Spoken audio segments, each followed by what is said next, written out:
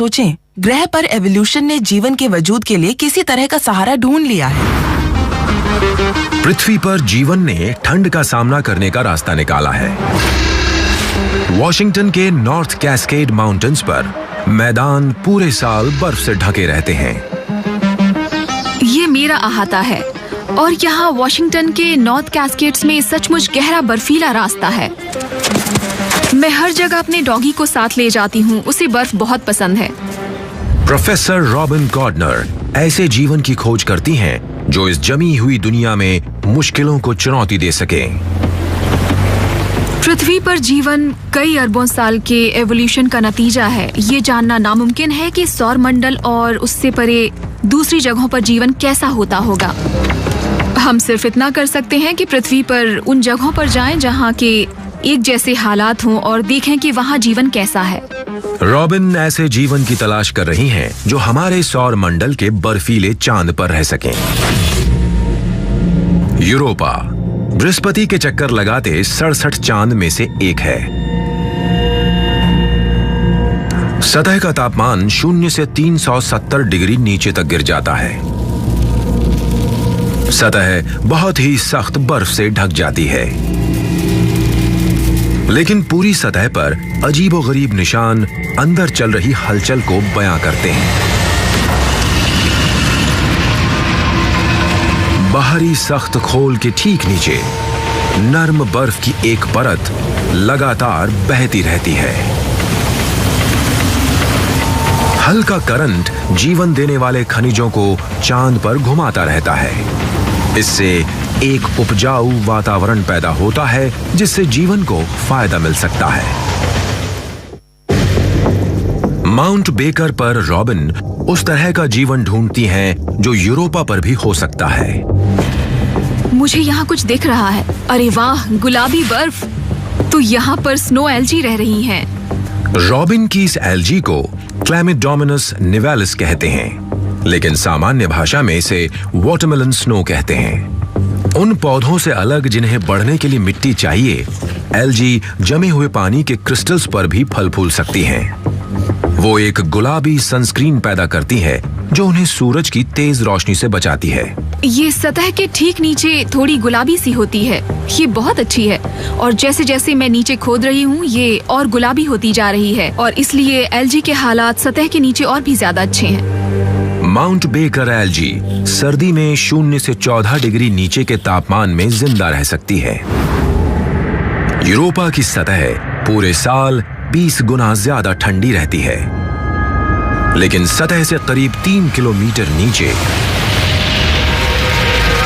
एक बर्फीली गुफा में बड़ी झीलों से भी ज्यादा पानी जमा है।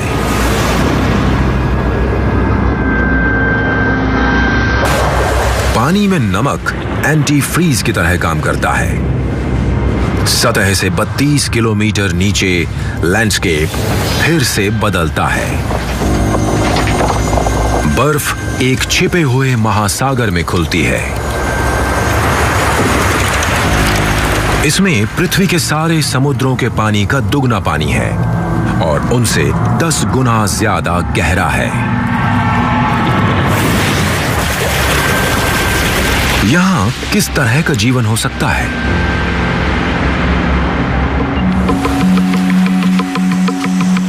यहाँ सिर्फ नमूने लेने से ही हमें ये समझने में मदद मिलेगी कि ये यहाँ कैसे पनप रही हैं, और तब ये हमारे लिए इसे ग्रह के बाहर ढूंढने की कुछ संभावनाएं खोल देता है। माउंट बेकर की एल्जी ने जमी हुई दुनिया में जीने के लिए खुद को ढाल लिया है। अगर ये समूह बसंत के गर्म वातावरण और गहरे हाइड्रोथर्मल वेंट वातावरण, बर्फीले वातावरण या फिर सूखे एंटार्कटिक के रेगिस्तान में मिलते हैं तो ये वातावरण के मुताबिक खुद को ढाल लेते हैं। ओ स्नो एल्जी, तुम्हारा जवाब नहीं। रॉबिन की एल्जी पृथ्वी पर हर वातावरण में जिंदा रहती हैं।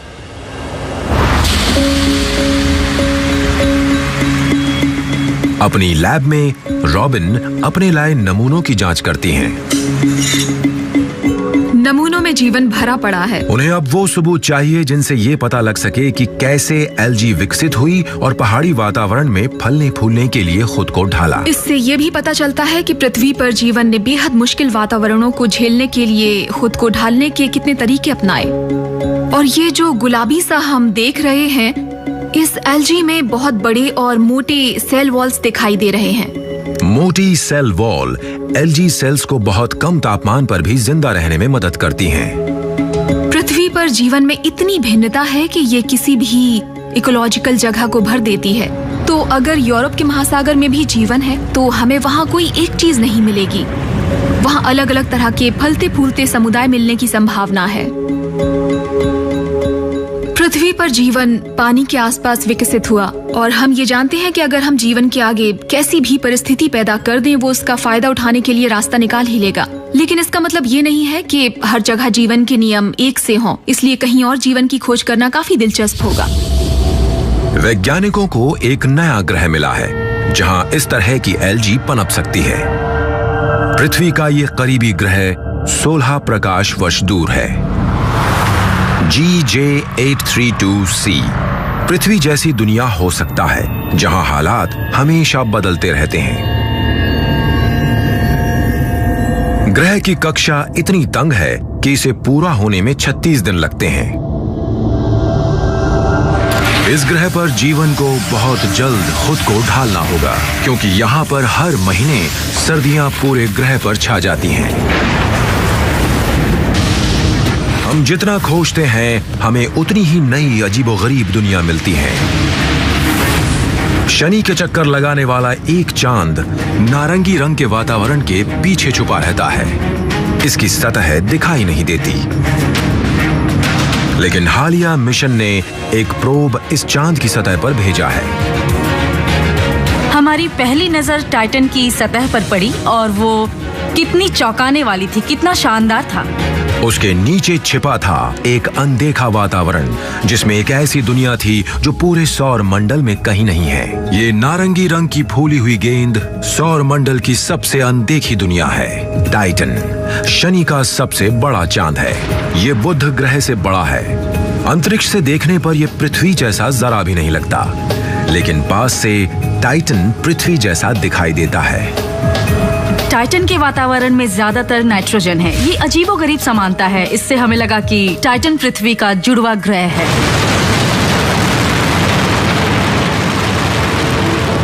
सन 2005 में वैज्ञानिकों ने हाइगन्स प्रोब टाइटन की सतह पर भेजा। जो तस्वीरें उसने भेजी उसमें बेहद चौंकाने वाले जियोग्राफिकल लक्षण थे।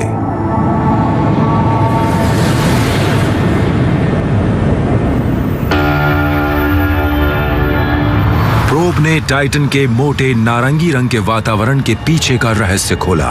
हमारे सौर मंडल में कुछ बहुत ही अजीब। टाइटन की सतह पर झीलों का एक जाल था, पर कौन सी चीज 0 से 290 डिग्री नीचे लिक्विड रह सकती है? यह है लिक्विड मीथेन का समंदर।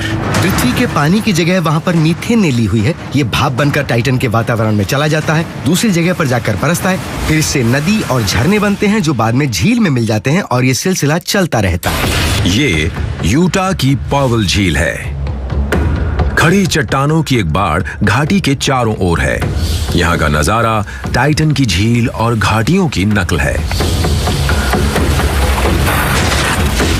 रैल्फ लॉरेंस टाइटन की झील को समझने के लिए स्पेस प्रोब्स बनाते हैं।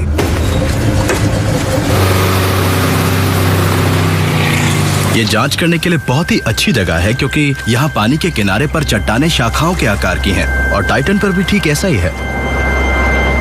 पूरे सौर मंडल में पृथ्वी को छोड़कर टाइटन ही ऐसी जगह है जहां मानव बिना किसी सुरक्षा उपकरण के सबसे ज्यादा देर तक जी सकता है। आप 1 मिनट तक सांस रोक सकते हैं और फिर कुछ देर बाद आप जमकर मर जाएंगे, पर कहीं और तो आप इतना भी नहीं कर सकते। टाइटन के मीथेन के समंदर इस अनदेखी दुनिया में जीवन के बारे में बता सकते हैं। उनके बारे में और ज्यादा जानने के लिए हमें सही तकनीक चाहिए। आज रैल्फ एक सोनार प्रोब को टेस्ट कर रहे हैं। इसे टाइटन के समुद्र तल को स्कैन करने के लिए डिजाइन किया गया है, जिससे एक विस्तृत नक्शा बनाया जा सके। हम जानते हैं कि जीवन को तरल पानी चाहिए। टाइटन पर यह मुमकिन है कि जीवन की प्रक्रिया बिना पानी वाले तरल में यानी मीथेन के समुद्र में शुरू हो सकती है। हम टाइटन के समुद्र को 3 डायमेंशनल बनावट में समझना चाहते हैं। हम सोनार की मदद से ऐसा कर सकते हैं जैसा हम पृथ्वी पर करते हैं। ये एक ओसिलोस्कोप है जिससे हम सिग्नल देखते हैं। ये जो है ये असली सोनार ट्रांसड्यूसर है जिसे हम टाइटन पर भेजेंगे। रैल्फ इस तक